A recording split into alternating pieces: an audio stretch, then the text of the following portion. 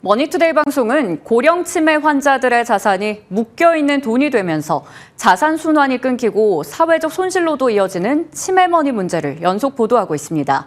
이와 관련해 일본과 스위스는 이미 다양한 제도와 기술로 치매머니 문제에 대응하고 있는데요. 치매머니의 실태를 알리는 기획 두 번째 순서로 박미라 기자가 해외 사례를 통해 우리에게 필요한 대안을 짚어봤습니다.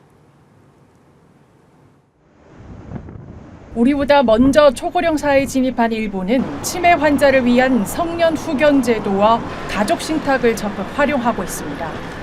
후견인은 법원이 선임하며 판단 능력이 있을 때는 본인이 미리 계약을 통해 지정할 수 있습니다. 특히 친족 후견인 지원 사업을 통해 가족이 후견인 역할을 할 경우 전문가의 조언과 지원을 받을 수 있도록 하고 있습니다. 가족 신탁은 고령자가 건강할 때 가족에게 자산을 맡겨 치매가 와도 생활비로 활용할 수 있게 합니다. 가장 눈에 띄는 점은 고액 인출과 반복 거래, 해외 송금 등 이상 거래를 감지하고 자동 차단하는 인공지능 시스템을 도입했다는 점입니다. 일본 AI 스타트업이 개발한 시스템으로 후쿠오카 은행 등 실제 금융기관과 연계되어 은행 시스템에서도 실시간 모니터링과 알림 서비스를 제공하고 있습니다. 일본처럼 스위스도 치매 환자를 위한 자산관리 제도를 운영하고 있습니다. 고령자가 건강할 때 자신의 자산 처리 권한을 미리 위임할 수 있는 사전의료 지시서 제도로 판단 능력이 떨어진 이후에도 사전에 지정한 대리인이 자산을 대신 관리할 수 있도록 하고 있습니다.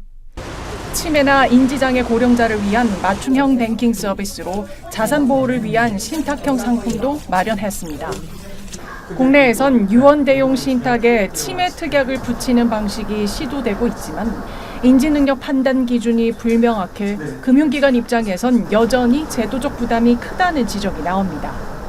치매가 걸리신 어르신의 인지능력에 대한 판단 기준이 정확하지 않기 때문에 금융기관에서도 그걸 명확하게 리스크로 이제 수용을 하기가 되게 어렵죠.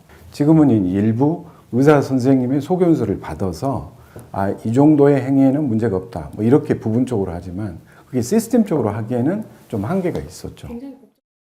전문가들은 이러한 한계점을 보완하기 위해서는 공공신탁제도를 활용하되 개인이 자산을 미리 준비하고 활용할 수 있는 유인책이 함께 마련되어야 한다고 조언합니다. 한 2억 정도는 비과세 효과를 좀 줘도 되지 않을까.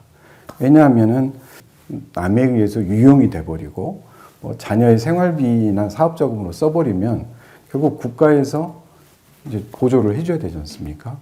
스스로의 노후를 위해서 내가 치매가 걸리더라도 최소한 나를 위한 자금으로 쓰여질 수 있는 돈, 저는 세제 혜택은 좀 줘도 되지 않을까. 공공신탁 도입뿐만 아니라 인공지능을 기반으로 한 거래 모니터링, 후견제도 보완처럼 실질적인 대응 체계를 마련해야 한다는 목소리에 힘이 실리고 있습니다. 머니투데이 방송 박미라입니다.